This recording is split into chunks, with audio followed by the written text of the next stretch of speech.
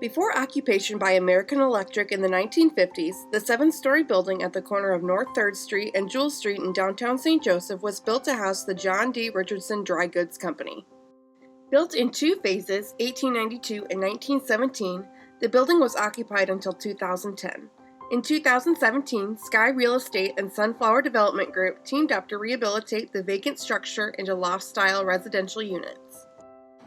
My first trip up to St. Joe, I was really surprised by the feel of the downtown and all the historic buildings that were there. And it just felt like there was an opportunity to try and do an apartment project that would be something that would be different from what was in the market today, and just a different level of quality. And I think the people of St. Joe deserve something better. And so that was really where the project started.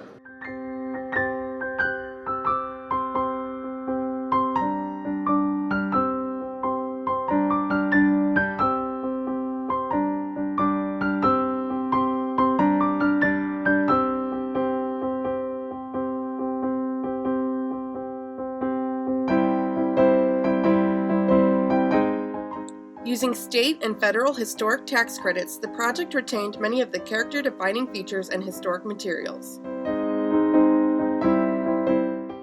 Decorative features, such as the distinctive arched wood windows on the primary elevations, were retained and restored, as well as elaborate carved sandstone and brickwork ornaments on the otherwise simple facade. The building's grand formal entrance at the southeast corner, with large wood-paneled doors and wood storefronts, was retained and restored.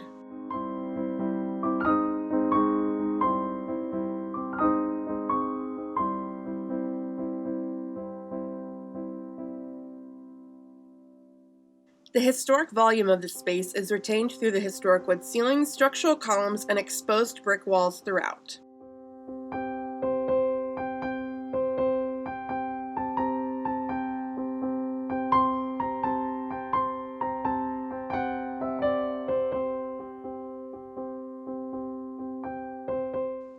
One- and two-bedroom units line the perimeter of the building on all 7 floors, while the central core contains the circulation systems, as it did historically.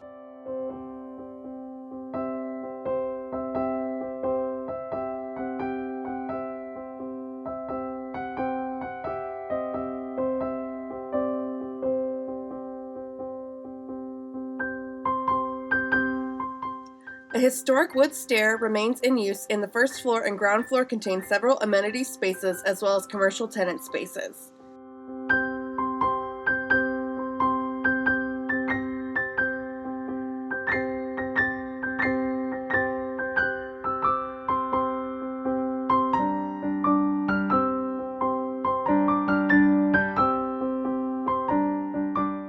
Sky Real Estate and Sunflower Development Group's successful rehabilitation of this sizable warehouse building has brought much-needed residential units to downtown St. Joseph, one of the first steps in creating a vibrant urban community.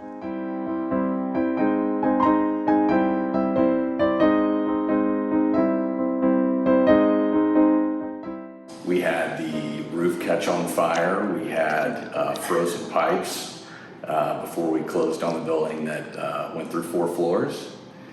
We had a group of people living in the building. We had COVID happen, which messed with all of our deliveries and timing. So we made it through all of it somehow, and it was really exciting to make it to the end. Yeah, I think the windows, we continue to hear this. I mean, the first time I walked into the building, seeing the arched windows, it's just really pretty.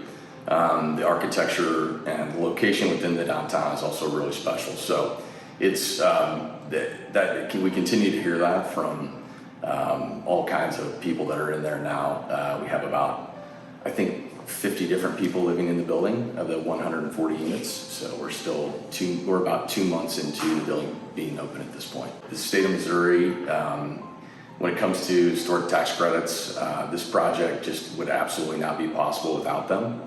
We went through a lot to really preserve as much as possible on this building.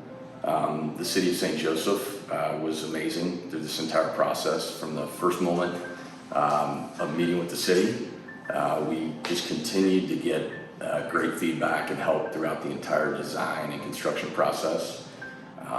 Chamber of Commerce was amazing there, and the entire development team with Rosen, Sunflower, Sky, Rao, Langford Fendler, Leno Kane, SWD Architects, Snyder Civil Engineering, and we also had a lot of support from the surrounding people, like Hilliard and other companies, the Bradley family. We just had a lot of support throughout the city of St. Joseph, and it was really exciting.